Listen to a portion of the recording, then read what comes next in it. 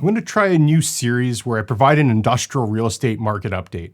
I'll aim to keep these relatively short and focused on the most noteworthy news, trends, and insights. Links to all the articles I reference will be in the description too. This is the first one I do, so I don't want to get ahead of myself, but if this works, I'm thinking of calling this either Industrial News Network or Dirty Shoes News. But that's a thought for another day. Let's jump into the market update.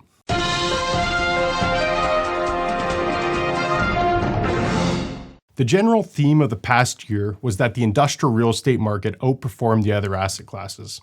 In fact, if we look at REIT performance, retail, office, and residential asset classes showed substantial losses, whereas industrial had a 12.17% increase.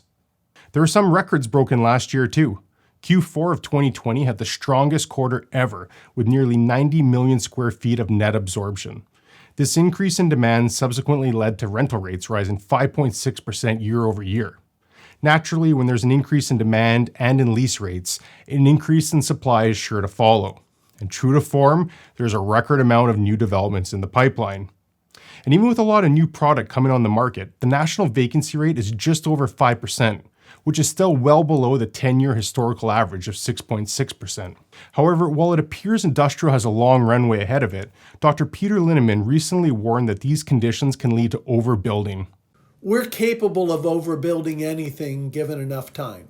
No matter how strong demand is, we have proven we're capable of overbuilding anything. I don't think that happens in the next year because of all this COVID and uncertainty in general in capital markets, etc. But we're going to overbuild it. Adding too much supply will clearly lead to a different set of problems down the road. While it could lead to a massive construction boom, we'll need to keep an eye on absorption and vacancy rates quite closely to see if an overbuild comes to fruition. Next, let's talk about the twofold impact the pandemic has had on the global supply chain and both warehouse and manufacturing properties by extension.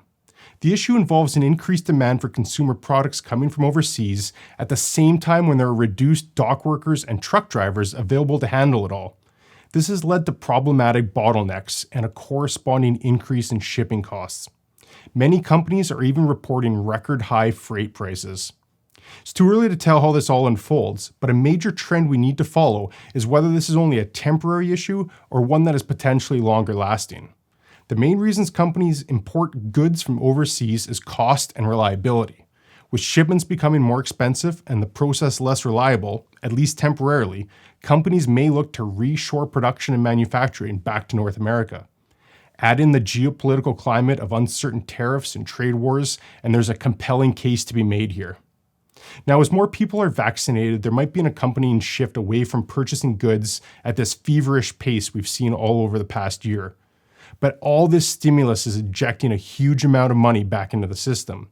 And if people don't feel there will be traveling in the immediate future, they may elect to keep spending that money on consumer goods. Bringing production back to North America would undoubtedly be a boon for the manufacturing industry. And if there's less reliance on products coming into major Western and Eastern ports, we may even see more inland warehouse property developments. That's not to say we'll see a decline in big port cities, nor is a manufacturing spike imminent.